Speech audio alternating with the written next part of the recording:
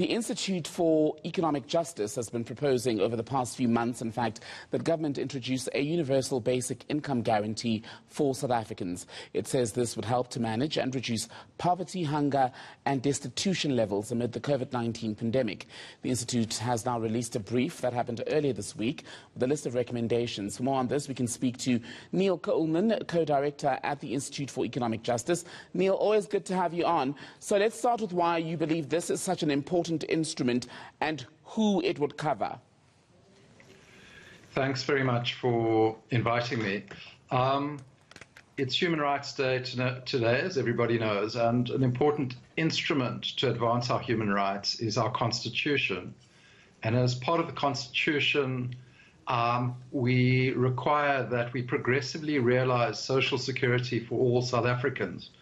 And that's very relevant now because we have many South Africans living in poverty, over 11 million people unemployed, and the adult population doesn't really have access to social security, apart from a small grouping, relatively speaking. Our social security system only targets young people and pensioners, and that missing middle of age 18 to 59 have fallen through the cracks. And we've seen now with the COVID crisis that it's been essential to extend the COVID 350 Rand grant to stop people literally falling into starvation. But these are emergency response measures, and they don't reflect the ongoing reality of our society, which is that this is not something that is as a result of the pandemic alone. It's as a result of deep structural problems in our society. And therefore, a basic income guarantee would ensure that every citizen, every South African knew that they were entitled to a certain amount of income every month, which would enable them to do a range of different things.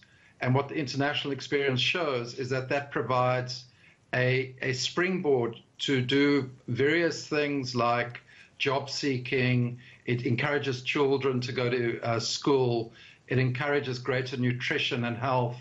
And yeah, the international experience is very clear on this, apart from providing a stimulus to local economies.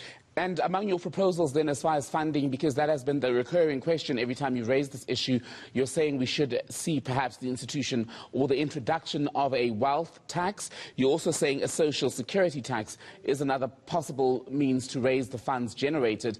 That would suggest that you're likely on a collision course with some of the country's richest people and people in the higher income brackets.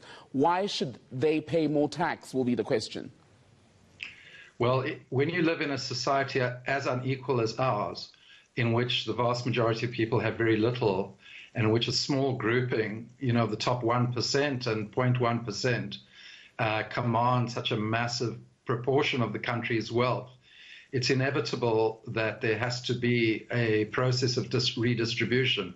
It can either be orderly, and it can be done in a way which is within, agreed processes and systematically reduce those gaps, or it can be done in a way which is more chaotic. And obviously the former is the preferred route.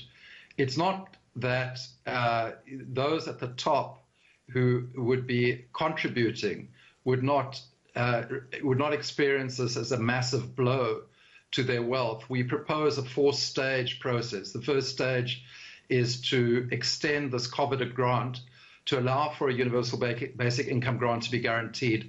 The second step would be to introduce a universal basic income for all adults aged 18 to 59 at a relatively low level between the food poverty line and the lower bound poverty line. And then once one is able to introduce a wealth tax over several years, you could then increase the level of the basic income grant to something which more approaches a sort of basic needs approach.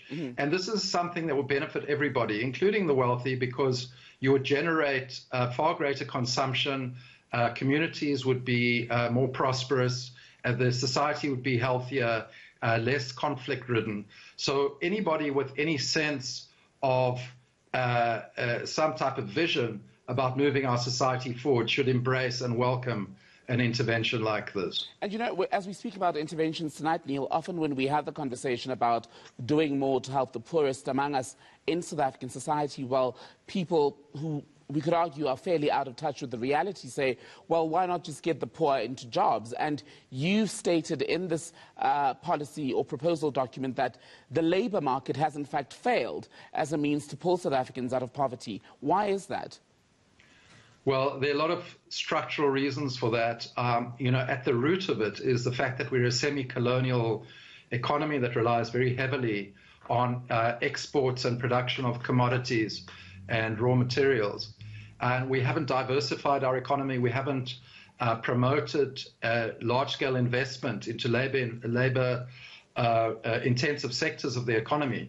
That must all happen. We're not suggesting as the IEJ that a U-big is a silver bullet. It must be combined with appropriate economic and social interventions to ensure that at the same time as we grow jobs, we also support the most vulnerable in society. We must also remember, Thembekile, that during this COVID crisis, we've seen that it's women who have suffered the most, caregivers who get no remuneration of any form, and that a universal basic income would ensure that everybody, regardless of their status in society, including those in the informal sector, caregivers I mentioned, and people who are only in part-time or precarious work, all have access to this regular form of income.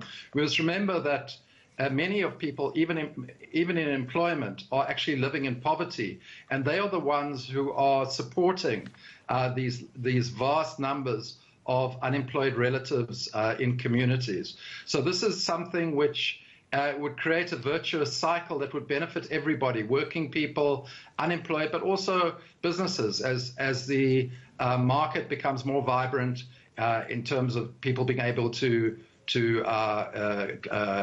consume products which are consumed locally. So one needs to look at this as a holistic solution. This is not something that by itself will resolve the crisis that we're confronting.